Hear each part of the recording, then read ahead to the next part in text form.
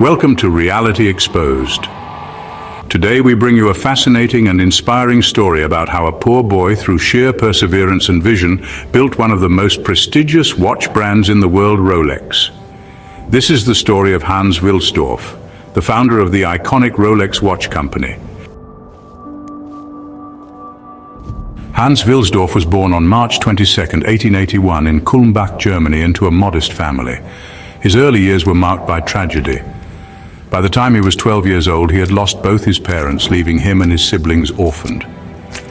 Life forced Hans to grow up quickly, and he was sent to a boarding school where he developed a love for mathematics and precision. Little did he know this passion would later play a significant role in shaping his destiny. Despite his hardships, Hans excelled academically and secured a job as an apprentice at a pearl exporting company.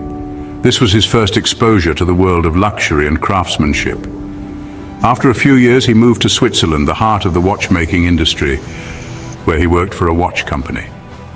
Here, Hans was introduced to the intricacies of watch mechanics, sparking his interest in timepieces. Hans realized that watches at the time were mostly bulky pocket watches, and wristwatches were not considered reliable or fashionable. He saw an opportunity to change this perception. In 1905, at the young age of 24, Hans moved to London and started a company with his brother-in-law, Alfred Davis. They focused on importing Swiss watch movements and assembling them in the UK. This small operation laid the foundation for what would eventually become Rolex. Hans dreamed of creating a wristwatch that was not only elegant but also precise and durable.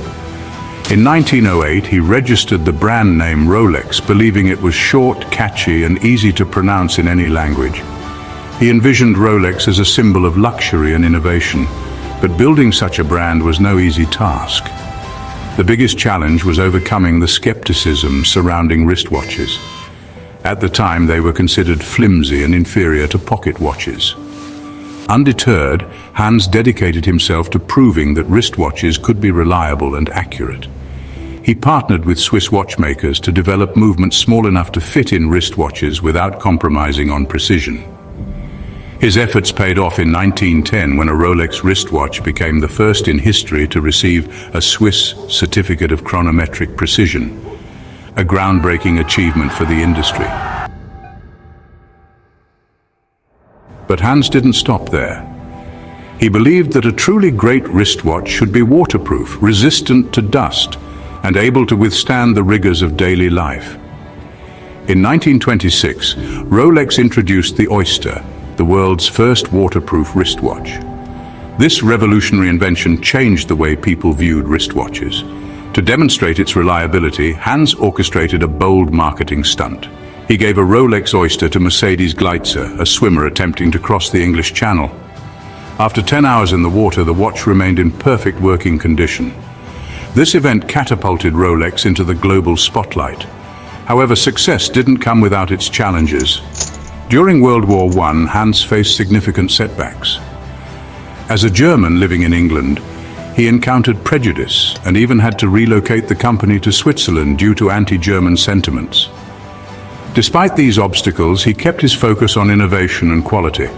In 1931, Rolex introduced another game-changing innovation, the perpetual movement, the world's first self-winding mechanism. This invention eliminated the need for manual winding, setting a new standard for watches. Rolex continued to push boundaries, creating watches that could withstand extreme conditions. The Rolex Explorer accompanied Sir Edmund Hillary and Tenzing Norgay to the summit of Mount Everest in 1953, and the Rolex Submariner became a favorite among divers and adventurers. Hans Wilsdorf was not only a visionary entrepreneur, but also a man with a strong sense of responsibility. After his wife passed away, he established the Hans Wilsdorf Foundation, which still owns Rolex to this day. The foundation ensures that the company's profits are reinvested in its employees, charitable causes, and continued innovation. Today, Rolex is a symbol of success, luxury, and precision. From boardrooms to expeditions in the most challenging environments, Rolex watches are worn by those who value excellence. But it all started with a young boy who faced immense hardships and dared to dream big. Hans Wilsdorf's story reminds us that even in the face of adversity, determination and vision can create something extraordinary.